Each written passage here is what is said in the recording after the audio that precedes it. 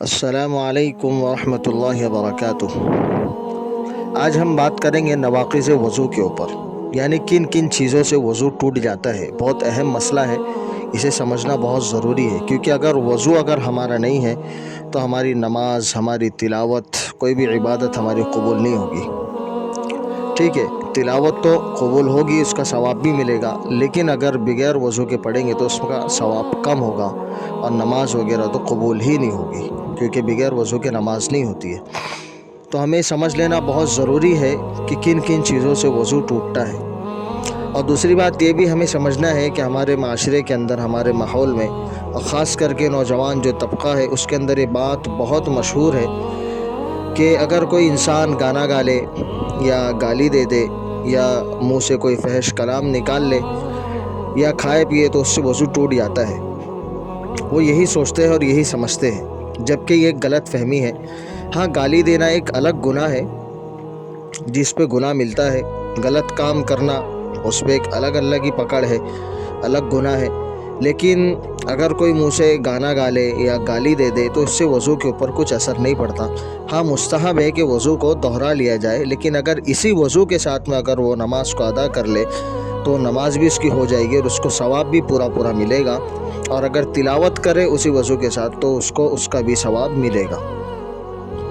نواقض وضو چند چیزیں ہیں، میں آپ کو بتاتا ہوں۔ اگر یہ چیز انسان سے ہو جائے، انسان کے ساتھ میں اگر یہ تمام چیزیں پیش آئے تو اس سے وضو ٹوٹ جاتا ہے۔ سب سے پہلے تو یہ ہے کہ ریح یعنی ہوا کا خارج ہونا، اس سے انسان کا وضو ٹوٹ جاتا ہے۔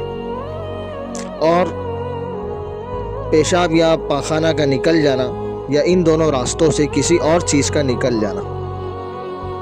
اور تیسری چیز ہے کہ بدن کے کسی بھی حصے سے خون یا پیپ کا نکل کر بہہ جانا۔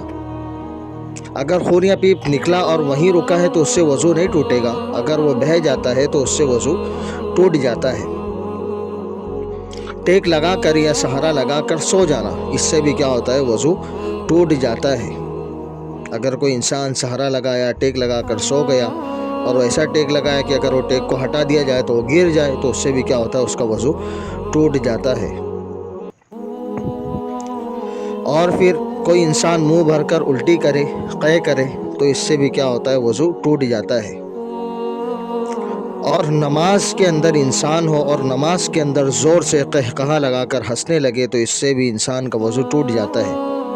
اور اگر کوئی انسان پاگل ہو گیا، بے ہوش ہو گیا، جنون اس کے اوپر طاری ہو گیا، تو اس سے بھی کیا ہوتا ہے؟ اس کا وضو ٹوٹ جاتا ہے۔ تو یہ چند چیزیں تھی جس سے انسان کا وضو ٹوٹ جاتا ہے۔ ان کے علاوہ جو دوسری چیزیں ہیں جو میں نے شروع میں ذکر کیا، جیسے گانا گانا یا گالی دینا یا کچھ کھا پی لینا، تو ان تمام سے وضو نہیں ٹوٹتا ہے۔ ہاں، مستحب یہ ہے کہ انسان کھانے پینے کے بعد میں کلی کر لے اگر کچھ عبادت کرنا ہے، اور اگر گالی وغیرہ دیا ہے تو مستحب یہ ہے کہ اپنے وضو کو دوبارہ دہرا لے، جس کی وجہ سے تازگی پیدا ہو جائے گی۔ السلام علیکم ورحمۃ اللہ وبرکاتہ۔